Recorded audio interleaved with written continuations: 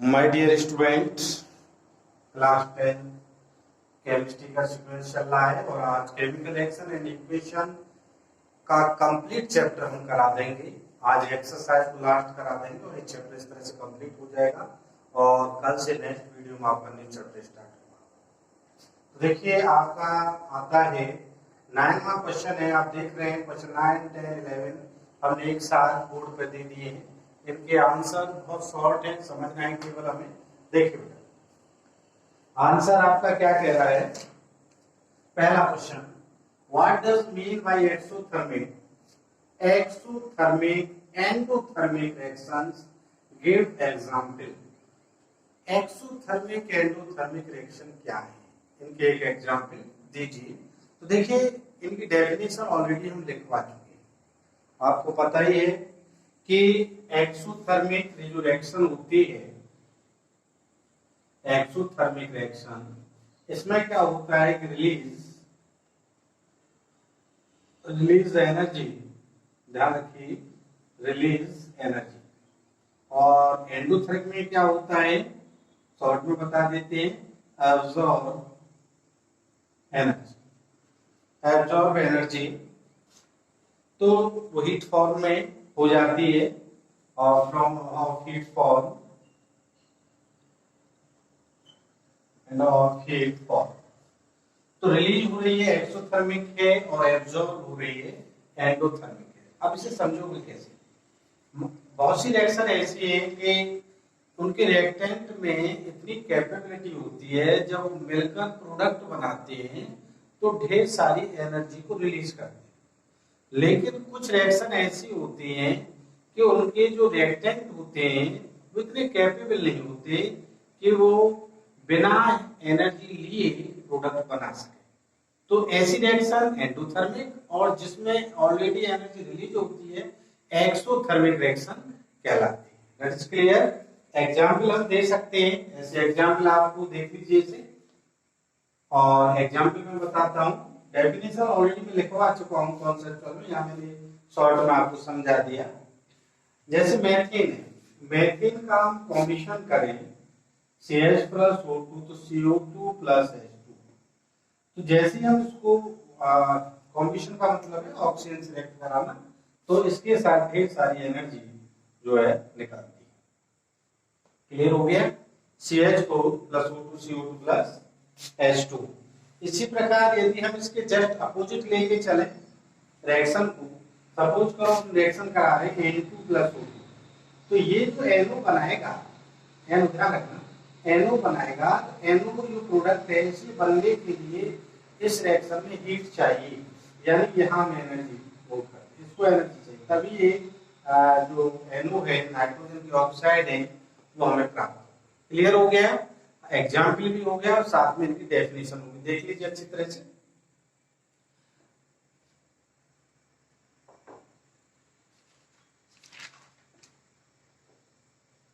Clear. अगला question, why is respiration considered exothermic reaction, explain. Respiration है जिसमें oxygen को लिया जाता है, CO2 को जो एग्जिट किया जाता है। आप कैसे इसे प्रूव करोगे, this reaction is exothermic reaction. Respiration exothermic reaction क्यों है, कैसे एक्सप्लेन करेंगे। तो आपने देखा होगा कि रेस्पिरेशन में क्या है, हीट रिलीज होती है। आप इस तरह से मुंह ट्रांस रखिए, सांस लीजिए, हीट फील होगी, तो ये हीट निकल रही है, एनर्जी रिलीज हो रही है। समझ रहे हैं। इसके लिए हम एक इक्वेशन की हेल्प से इसको एक्सप्लेन कर सकते हैं। आपने देखा होगा भोजन लेते हैं तो भोजन का C6H12O6 plus C6H12O6 plus oxygen बाहर से लेते हैं तो कार्बन डाइऑक्साइड बनती है, बनने में, और ह्यूमिडिटी H2। बैलेंस करने के लिए C6 है तो यहाँ 6CO2, H के 12 है तो 6H2, और 6O और 6 2 12 और 6 18, 6 ऑलरेडी है तो 6O। अब इसमें क्या है कि हीट एनर्जी जो है, बहुत सारी एनर्जी इसमें निकलेगी, जो कि बायोलॉजी में आपको समझाया होगा कि एनर्जी बॉडी में ATP फॉर्म में कलेक्ट हो जाती है। ATP का पूरा नाम एडिनोसिन ट्राइफॉस्फेट। इस फॉर्म में जो है एनर्जी स्टोर हो जाती है और लगभग 38 एटीपी रेस्पिरेशन में निकलती है। इतनी एनर्जी हमारी बॉडी में बॉडी से बाहर रिलीज होती है और ये एटीपी फॉर्म में कलेक्ट हो जाती है एनर्जी और हमें अपने मैकेनिकल फंक्शन करने में यूज आती है। तो क्लियर हो गया कि रेस्पिरेशन एक एक्सोथर्मिक रिएक्शन है that is proved in the form of equation. अगला देखिए आप, why a decomposition reaction called the opposite combination reaction, write equation for these reactions। very good, clear। और आपको हमने दोनों की डेफिनेशन देख लीजिए, मैं ऊपर वाले दोनों क्वेश्चनों को इसको नीचे जगह नहीं है, साफ क्लियर नहीं दिखाई देगा, तो इसके आंसर को मैं ऊपर समझा देता हूँ। देखिए आप, इसके आंसर को यहाँ समझा देता हूँ कि डिकम्पोजिशन रिएक्शन, डिकम्पोजिशन रिएक्शन में क्या होता है, एक सिंगल रिएक्टेंट ब्रेक होकर टू और मोर प्रोडक्ट बनाता है। ध्यान रखना, सपोज करो मैंने लिया मैंने यहाँ ले लिया 2H2, ये क्या करेगा, ये ब्रेक होकर 2H2 बनाएगा प्लस ऑक्सीजन गैस को रिलीज करेगा। तो यहाँ प्रोडक्ट की संख्या 2 बन रही है जब रिएक्टेंट सिंगल है। और आपको पता है कि ये डिकम्पोजिशन रिएक्शन, और decomposition reaction energy supply depend के बेस पर 3 टाइप की हो जाती है। इसे हीट किया जा रहा है, जैसे ये रिएक्शन क्या है, इलेक्ट्रोलाइसिस, इलेक्ट्रोलाइसिस यानी इलेक्ट्रिक की प्रेजेंस में हो इलेक्ट्रोलाइट से, टेम्परेचर की में थर्मो जो है डिकम्पोजिशन, थर्मल डिकम्पोजिशन, और जो है प्रकाश की लाइट की प्रेजेंस में तो फोटोकेमिकल रिएक्शन या फोटोलाइसिस। तो ये 3 टाइप की डिकम्पोजिशन हो जाती है। कॉम्बिनेशन में आप देखेंगे तो कॉम्बिनेशन में क्या होता है कि जस्ट अपोजिट है, मैं क्या करता हूँ कि हाइड्रोजन भी लेता हूँ, ऑक्सीजन भी लेता हूँ और ये सिंगल प्रोडक्ट वाटर बनाता हूँ। ये आपका कॉम्बिनेशन, यानी कॉम्बिनेशन में 2 और मोर रिएक्टेंट हो सकते हैं लेकिन प्रोडक्ट केवल सिंगल प्रोडक्ट बनेगा। और जस्ट उसमें अपोजिट है, उसमें रिएक्टेंट ओनली सिंगल होगा और प्रोडक्ट 2 और मोर बन सकते हैं। तो इस तरह से तीनों ये क्वेश्चन यहाँ क्लियर हो जाती है, question number 9, 10 and 11।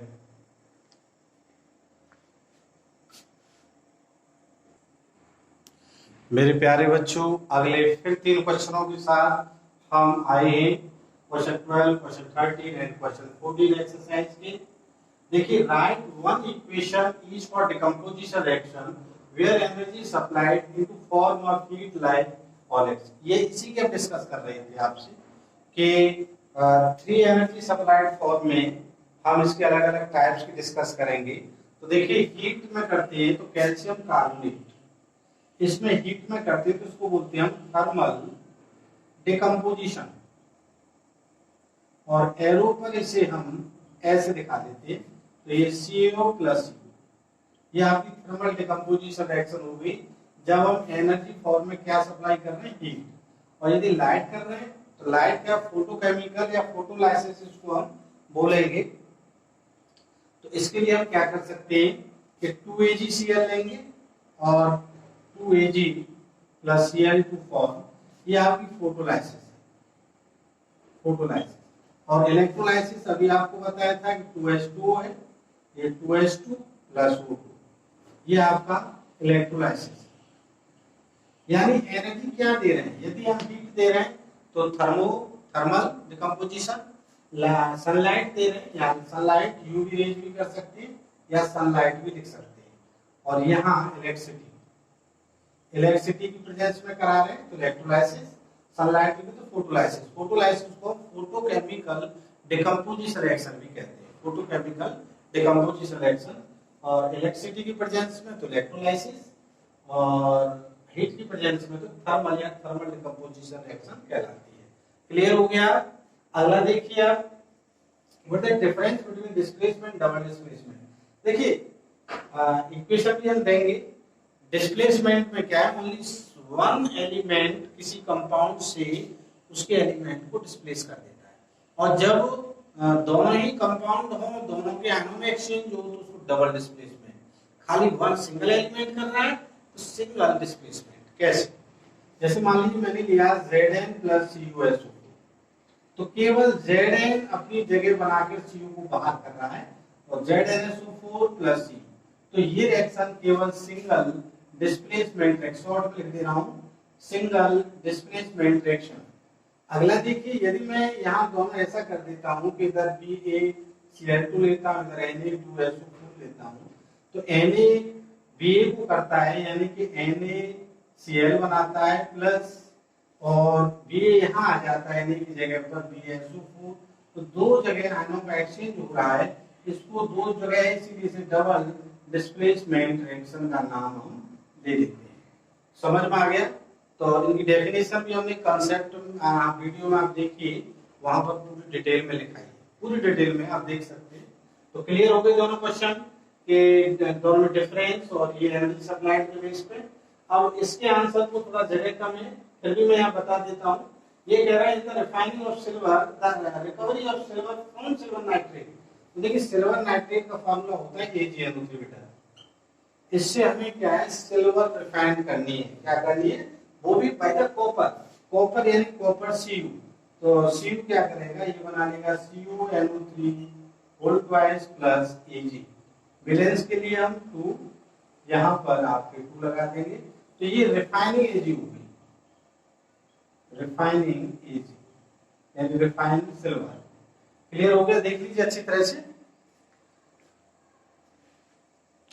Displacement, double displacement, बस एक ही चीज आता है कि जो मोर रिएक्टिव होता है, चैप्टर आएगा एसिड बेस साल्ट के बाद मेटल नॉन मेटल, उसमें आपको और उसकी रिएक्टिविटी ऑर्डर के विषय में बताएंगे, या हल्का सामने बताया था।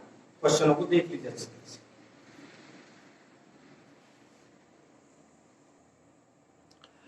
मेरे प्यारे बच्चों, ये लास्ट क्वेश्चन हो जाते हैं। क्वेश्चन 4 आपके सामने टेक्स्ट पर लिखे हुए हैं, आप देख सकते हैं। क्वेश्चन 15 को देखें। What do you mean by A precipitation reaction, explain given the example.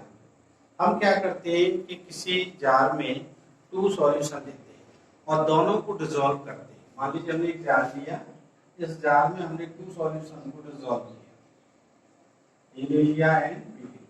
तो हम क्या देखते हैं कि डिसॉल्व करने के बाद एक सॉल्यूशन इनसॉल्युबल फॉर्म में नीचे बॉटम में कलेक्ट हो जाता है। Insoluble form, insoluble salt form में जो कलेक्ट हो जाता है, यही रिएक्शन आपकी प्रेसिपिटेशन रिएक्शन कहलाती है। ऑलरेडी इसकी हम कंसेप्ट में डेफिनेशन भी आपको लिखवा चुके हैं। आपको एग्जाम्पल इसका देखना है तो बेरियम क्लोराइड एक सॉल्यूशन ले लीजिए, प्लस सोडियम जो है सल्फेट ले लें, तो इनको डिसॉल्व करें तो हमें क्या है कि बेरियम सल्फेट का इनसॉल्युबल साल्ट मिलता है, जो प्रेसिपिटेट फॉर्म में होता है, पीपीटी फॉर्म में होता है ब्राउन कलर का, और 2NaCl बाहर निकल जाता है। तो ये पीपीटी हमको मिल गया है, बेरियम सल्फेट इसे कहते हैं हम, और ये जो है व्हाइट इनसॉल्युबल साल्ट, सॉरी कैसा है, व्हाइट इनसॉल्युबल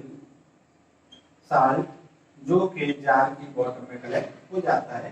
इसी रिएक्शन को हम जब प्रेसिपिटेशन रिएक्शन कहते हैं। इसकी डेफिनेशन ऑलरेडी हम कंसेप्ट वीडियो में आपको रिटन में करा चुके हैं। देखिए आप अगला क्वेश्चन है बेटा, explain the following in term of gain और लॉस ऑफ ऑक्सीजन। इन दोनों की डेफिनेशन भी आपको बहुत अच्छी तरह से करा चुके हैं कि ऑक्सीजन का गेन और ऑक्सीजन के लॉस होने पर डिफाइन कीजिए ऑक्सीडेशन एंड रिडक्शन। तो आप देख सकते हैं बड़े आसान रिएक्शन है, Na+O2। देखिए Na+O2 Na2O, तो यहाँ ऑक्सीजन ऐड हो रही है, तो यहाँ क्या हो रहा है, ऑक्सीजन ऐड हो रही है। ध्यान रखिए ऑक्सीजन क्या हो रही है, ऐड हो रही है यहाँ पर। ऐसे ही हम दे सकते हैं H2 + O2 H2, यहाँ पर भी ऑक्सीजन ऐड हो रही है, तो ये दोनों क्या हो गई, ऑक्सीडेशन रिएक्शन हो गई, यानी गेन ऑफ ऑक्सीजन हो रहा है यहाँ। और loss of oxygen, loss of oxygen का भी आप एग्जांपल दे सकते हैं।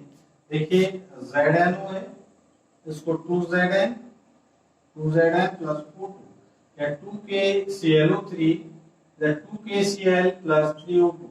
दो देखिए इधर ऑक्सीजन ऐड है, इधर लॉस हो गई, इधर भी लॉस हो गई, तो ये लॉस ऑफ ऑक्सीजन, क्या ये लॉस ऑफ ऑक्सीजन। और यहाँ क्या हो रहा है, गेन ऑफ ऑक्सीजन। तो गेन ऑफ ऑक्सीजन को हम ऑक्सीडेशन कहते हैं, ऑक्सीडेशन।